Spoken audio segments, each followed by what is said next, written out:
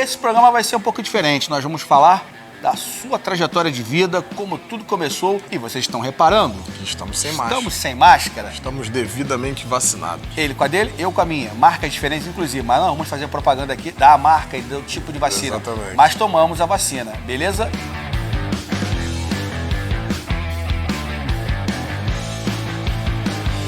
Falando em trajetória, vamos fazer um passando a limpo aí da sua trajetória hoje? Vambora. Muito tempo que você não fala sobre esse teu tema tão íntimo e pessoal, né? Como é que tudo começou? Eu jogava minhas peladas lá em Caxias, né? Depois eu me mudei para Imbariê, que também faz parte do distrito de Caxias, e comecei a fazer parte de um projeto que era do Enio Farias, o Américo, e seu falecido Nilson Gonçalves. E lá, nesse projeto, eles faziam uma preparação visando, né, revelar jogadores para os clubes grandes do Rio de Janeiro. E numa dessas experiências a gente acabou fazendo um jogo-treino contra o Fluminense. Eu acabei me destacando no dia e foi assim que começou minha trajetória no Fluminense. Quantos anos você tinha nesse projeto? Isso foi 97, se eu não me engano. Devia estar com 12, 13 anos. 12 para 13 anos, né? É. Naquele momento ali que você é descoberto pelo Fluminense, né? Passou assim pela sua cabeça, assim, você tinha noção que você poderia se tornar, você tinha noção assim, pô, tô indo para um clube grande e eu posso virar um jogador? O sonho eu sempre tive, né? Mas você vai ter a exata noção das coisas quando você vive o dia a dia, porque você começa a ter um tratamento diferente quando você tá numa categoria de base de um grande clube, né? Você passa a estar no alojamento, se alimentar melhor, descansar. Coisas que eu não conseguia se eu estivesse vivendo ainda com os meus pais naquela época, porque a situação não era das melhores, né? Então, ali você começa realmente a sonhar e ver que é possível você se tornar um atleta de futebol profissional. E essas dificuldades aí que você tinha, né, na tua infância, você e teu irmão Fernando, sua irmã também, enfim, esse momento antes do Fluminense, das dificuldades, e ainda assim você tinha o sonho, você jogava, conseguia jogar a sua bola. Como é que foi esse momento da tua infância, assim? Cara, uma infância difícil, uma infância pobre, mas eu sempre tive um pai e uma mãe que me deram suporte. Eu acho que assim, eu vejo muita gente falando de infância, eu só não fui miserável porque eu tive um pai que trabalhou, né? Sim. Mas nem sempre tinha tudo que eu gostaria de ter. Sim. Né? E na maioria das vezes não tinha. Então, meu pai foi muito parceiro, me incentivando junto com a minha mãe no início, meu irmão também, né? E a gente conseguiu vencer essas batalhas e realizar o sonho de chegar ao profissional. Mas era difícil, acordar cedo, pegar ônibus, né? E depois que você vai pro clube, e você não tem mais essa rotina de acordar cedo, pegar ônibus, você já tem tudo ali mais prático, as coisas melhoram um pouco e você consegue dar uma focada. O teu irmão também, nesse mesmo momento, ele consegue entrar no futebol? Não, ele vai depois. Ele vai depois de mim. O Fernando ele chegou no Fluminense em 99, mas também fazia parte desse projeto que eu jogava. O Fernando foi um pouco mais tarde, porque também era mais novo, né? E aí conseguimos treinar a carreira junto. E quando você chega no Fluminense, você joga nas peladas e no momento da ida pro Fluminense, você já jogava na posição que você vingou ou não? Não, quando começa a jogar bola, todo mundo quer ser atacante, né?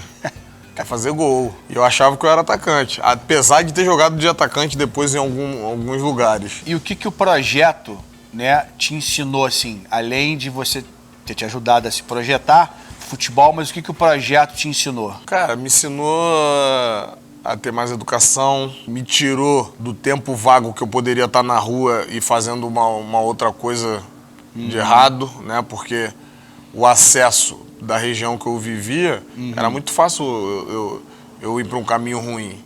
Como eu tive vários amigos que foram se perderam, hoje nem aqui estão mais.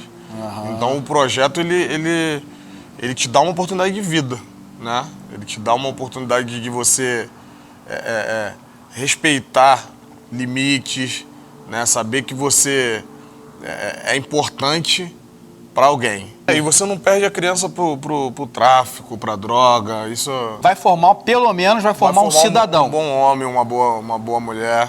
Vai formar mínimo. Uma pessoa legal. Não, de boa índole. Se vai seguir ou não aí o esporte... Outro papo. Aí vai depender muito do DNA, da própria... Da determinação da pessoa. Mas tem o dom também, né?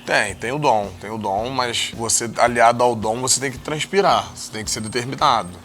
Porque hoje em dia você não joga só com talento, você não faz esporte nenhum só com talento.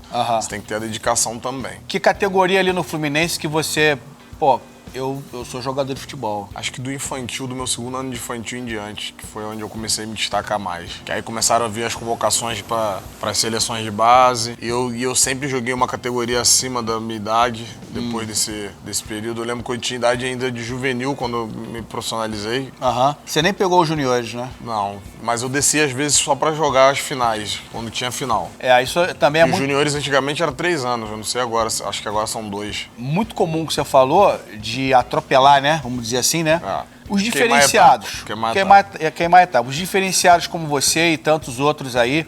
Por exemplo, a seleção brasileira masculina olímpica tem um exemplo ali, que é o Paulinho. Trabalhei com ele no Vasco. O Paulinho não jogou nos juniores. Ele não sabe o que é uma Copa São Paulo. Não, eu joguei uma, mas fora da minha idade. Porque ele, quando ele fez os 17 anos dele, 16, 17 anos dele, ele foi profissional do Vasco. Não lembro agora qual foi o treinador. Felipe Coutinho também. Felipe Coutinho. Foi com 16 anos. Pois é, então... Alguns jogadores não passam pelos juniores, hoje chama sub-20. Não disputam. Ali do juvenil, que é o sub-17, já é puxado pro profissional. E às vezes esse jogador no juvenil já deve estar jogando no sub-20. Eu não sei se isso é bom ou se é ruim. Só você pode me dizer aí. Cara, quando você já cumpriu um estágio, eu acho que não tem porquê de você ficar perdendo mais tempo. Você pode puxar esse jovem pro profissional, né?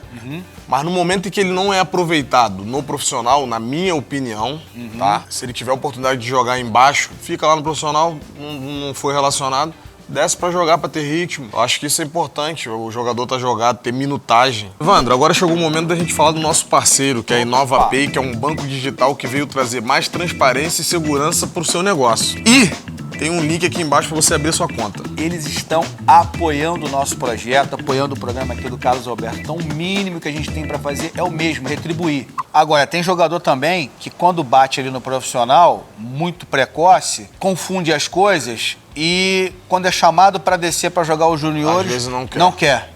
Acha que é uma ofensa, tá depreciando ele.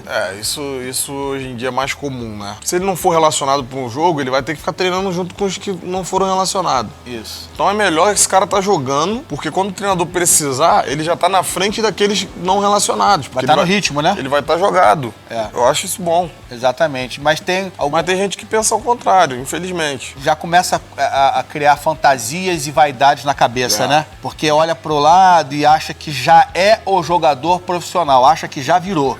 E ainda não virou. Não virou. Aí esse é o ponto, né? E aí ele tem essas reações ali com a comissão e não querer descer. Como você falou, não pega o ritmo de jogo, e aí o tempo vai passando e ele não vira aquele jogador que ele achava que ele virou. E aí esquece, né? Aí perde tempo e aí as coisas acabam não acontecendo. Seria muito mais tranquilo descer pra jogar. A gente tá falando em descer pra ficar. É descer pra jogar e voltar. Sim. Era o que eu fazia. Quando eu não tinha oportunidade de ser aproveitado no elenco, eu sempre me colocava à disposição pra descer pra jogar. Fiz isso algumas vezes. Quais foram as pessoas, assim, importantes e decisivas na tua vida pra você ter virado um cidadão e um jogador de futebol?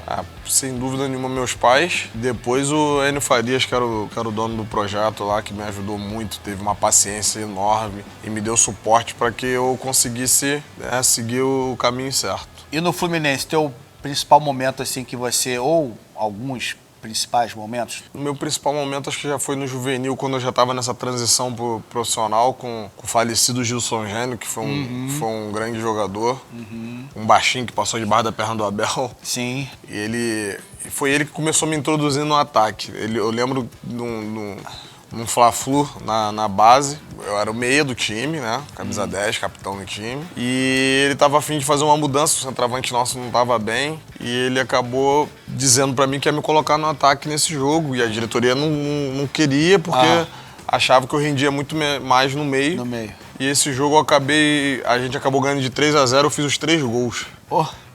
E aí depois ele falou, vocês falaram que não ia dar certo. Foi aí que eu comecei a ser mais visto pela equipe de cima e comecei a ter mais oportunidades. Tudo isso já em Xerém, não é isso? Em Xerém. Já existia essa estrutura ali em Xerém. Xerém sempre foi aí um celeiro de bons jogadores. Bons jogadores, continua sendo, né? Continua. O Fluminense hoje tem Luiz Henrique, tem outros jogadores Kaique. ali. Sempre subindo o jogador bom da base, né? Sempre. E fazendo dinheiro pro clube, que é importante. Isso né? é muito importante. Dá o retorno, né? Dá o retorno. Você pensa em trabalhar de novo no futebol, no campo, na grama, à beira do campo? Cara, não sei, Evandro. Falar isso hoje, eu não sei. Agora, não posso dizer que dessa água não beberei, né? Acho que muito vale das oportunidades que se tem na vida.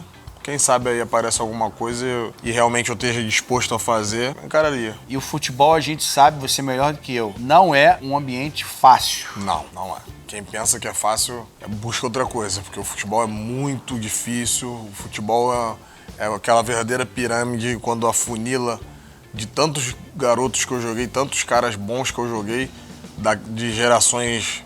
E eu não tô falando só da geração do meu ano de 84, tô dizendo disso de um pré-mirim até os juniores. Chega 1, chega 2. Então, assim, na minha família, ter eu e meu irmão, isso já é uma vitória muito grande. Você ter dentro de uma família... raridade. É uma raridade.